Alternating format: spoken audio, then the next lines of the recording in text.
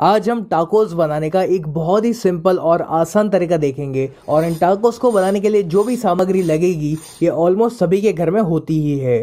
तो पहले इन टाकोस को बनाने के लिए हम इसका डो रेडी करेंगे और इस डो को बनाने के लिए मैंने लिया है 1 कप मैदा यानी कि ऑल पर्पस फ्लावर। इसी के साथ मैं इसमें ऐड कर रहा हूँ 1 कप गेहूं का आटा यानी कि व्हीट फ्लावर। आप चाहो तो इन टाकोस को सिर्फ और सिर्फ मैदा से भी बना सकते हो या फिर अगर आप इसको हेल्दी तरीके से बनाना चाहते हो तो आप सिर्फ गेहूं के आटे का इस्तेमाल करोगे तो भी चलेगा। अब इसी में हमें ऐड करना है नमक। तो मैंने तकरीबन 1 बड़ी चम्मच नमक का इस्तेमाल किया हुआ है। आप अपने टेस्ट के अकॉर्डिंग नमक की मात्रा कम या ज़्यादा कर सकते हो। फिर इसमें जाएगा 2 बड़ी चम्मच तेल।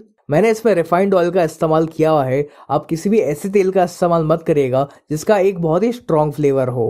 अब बस हमें इसमें थोड़ा थोड़ा पानी ऐड करते जाना है और इसका हम एक सॉफ्ट डो बनाएंगे। तो ज़रूरत के अनुसार आप इसमें थोड़ा थोड़ा पानी ऐड करते जाइए और इस डो को आपको अच्छे से गूंथना है। तो ये जो टाकोस की रेसिपी मैं आपके साथ शेयर कर रहा हूँ इसको मैंने जितना सिंपल हो सके ना उतना सिंपल रखा हुआ है ताकि आपको इसको बनाने में ज़रा भी दिक्कत ना आए। जब ये डो इस प्रकार से एक बार जुड़ने लगे तब आपको इस डो को लगातार 2 से 3 मिनट के लिए मसलना है ताकि ये एकदम ही स्मूथ हो जाए। चलिए अपना ये जो डो है ये रेडी हो चुका है। तो अब हमें इसको ढक कर इसको हम तकरीबन 10 से 15 मिनट के लिए रेस्ट करने देंगे और जब तक ये डो रेस्ट करता है तब तक हम बाकी की तैयारी करेंगे।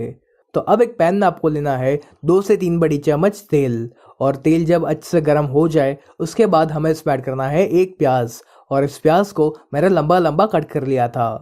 अब इस प्याज को हमें तब तक फ्राई करना है जब तक ये थोड़ा सा ब्राउन नहीं हो जाता। आप चाहो तो इसमें इस समय पर बिल्कुल थोड़ा सा नमक डाल सकते हो ताकि जो प्याज है ये फटाफट से ब्राउन हो जाए।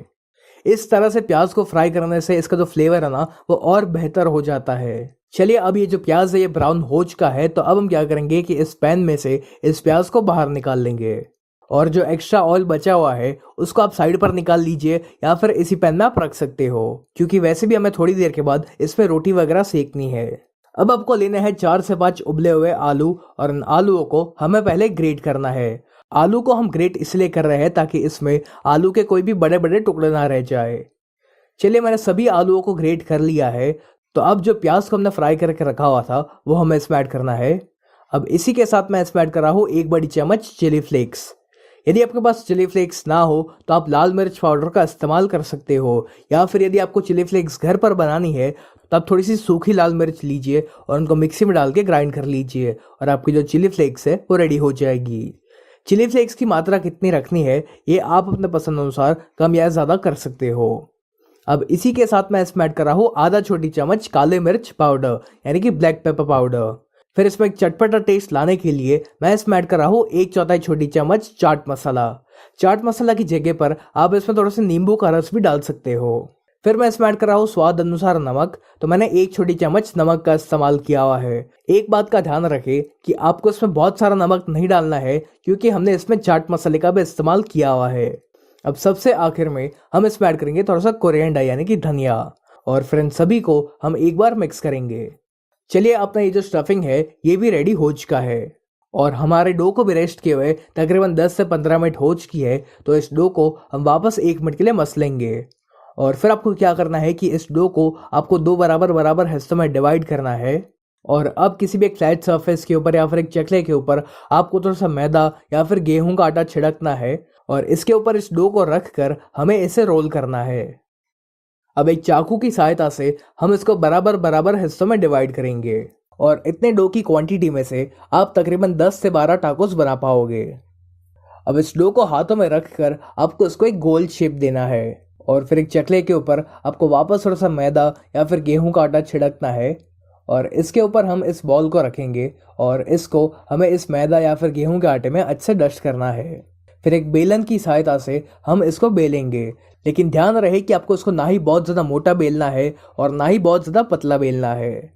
तो जैसे कि आप देख रहे हो कि इसको मैंने बेल लिया है और इसकी थिकनेस मैंने इतनी रखी हुई है और ठीक इसी प्रकार से आपको बाकी सारी रोटी को भी बनाकर रेडी करना है।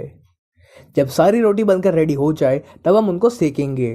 तो इनको सेकने के लिए आप तवा को एक बार अच्छे से गर्म कर लीजिए और फिर आपको इन रोटियों को हाई फ्लेम पर ही सेकना है। अभी फिलहाल आपको इस रोटी को पूरी तरीके से नहीं सेकना है, इनको बस हम कच्चा पक्का सेकेंगे क्योंकि इन रोटी को हम दूसरी बार भी सेकने वाले हैं। तो इसलिए इन रोटी को आप हाई फ्लेम पर इस तरह से पलट पलट कर फटाफट से सेक लीजिए। और इनको आपको तब तक सेकना है जब तक इस रोटी के ऊपर हल्के से बबल्स नहीं आ जाते। जैसे कि आप देख पा रहे हो कि ये जो रोटी है ये कच्ची पक्की सेक चुकी है, तब हम इसको बाहर निकाल लेंगे। और ठीक इसी प्रकार से आपको बाकी सारी रोटी को भी इसी तरह से कच्चा पक्का सेकना है। अब आपको क्या करना है कि इस रोटी के ऊपर आपको डालना है थोड़ा सा टोमेटो केचप। आप चाहो तो टोमेटो केचप की जगह पर रेड चिली सॉस या फिर शेजवान सॉस का भी इस्तेमाल कर सकते हो, या फिर अगर आपको मेयोनीज पसंद हो तो आप उसका भी इस्तेमाल करोगे तो भी चलेगा। अब इस टोमेटो केचप को हम इस रोटी के हर तरफ इवनली स्प्रेड करेंगे। अब जो आलू का हमारा स्टफिंग था उसको हमें इसकी एक साइड पर रखना है और इसको हम इवनली स्प्रेड कर लेते हैं। इस आलू के स्टफिंग को आपको रोटी की हर तरफ स्प्रेड नहीं करना है, इसको हम रोटी की सिर्फ एक तरफ ही स्प्रेड करेंगे। अब इस स्टफिंग के ऊपर हम ऐड करेंगे थोड़ा सा चीज़। तो मैंने मोज़रेला चीज़ का इस्तेमाल किया हुआ है, आप चाहो तो प्रोसेस चीज़ का भी इस्तेमाल कर सकते हो। और चीज़ की मात्रा कितनी रखनी है ये भी आप अपने पसंद अनुसार कम या ज़्यादा कर सकते हो। और बस इस रोटी को हम इस तरह से इसके ऊपर रख देंगे और इसका हमें हल्का सा प्रेस भी कर लेना है ताकि इसमें चिपक जाए। चले, अपना ये जो टाकोस है ये ऑलमोस्ट रेडी हो चुका है और इसी तरह से आपको बाकी सारे टाकोस को भी बनाकर रेडी करना है। तो जब आपके घर पर गेस्ट वगैरह आ रहे हो तो आप इन टाकोस को इस तरह से रेडी रख सकते हो और बस फिर आपको एंड टाइम पर उसको सेकना है और सर्व करना है। तो मैंने इस तरह से सारे टाकोस रेडी कर लिए हैं। तो अब उसी पैन में मैं ऐड कर रहा हूँ थोड़ा सा बटर। अब बटर की जगह पर ऑयल का भी इस्तेमाल कर सकते हो, लेकिन मैं रेकमेंड करूंगा कि आप बटर का ही इस्तेमाल करें क्योंकि बटर का इसमें बहुत ही बढ़िया सा फ्लेवर आता है। बटर जब मेल्ट हो जाए तब आपको इस टाकोस को इसमें रखना है और इनको हम स्लो फ्लेम पर ही सेकेंगे ताकि ये बहुत ही ज़्यादा क्रिस्पी बन सके। यदि आप इसको हाई फ्लेम पर सेकने जाओगे तो ये फटाफट से ब्राउन तो हो जाएगा लेकिन उतना क्रिस्पी नहीं बन पाएगा। तो यदि आप भी अपने टाकोस को बहुत ही क्रिस्पी बनाना चाहते हो तो इनको स्लो या फिर मीडियम फ्लेम पर ही सेके। थोड़ी देर बाद आप इसको पलट लीजिए और ठीक इसी प्रकार से आपको इसकी दूसरी साइड को भी सेकना है। जब दोनों साइड्स अच्छे से सेक जाए तब हमें इसकी नीचे की साइड को भी सेकना है। तो 2 चम्मच की सहायता से आप इसको इस तरह से सेक सकते हो। चलिए, हमारा ये जो टाकोस है ये हर तरफ से अच्छे से सेक चुका है, तब हम इसको बाहर निकाल लेंगे।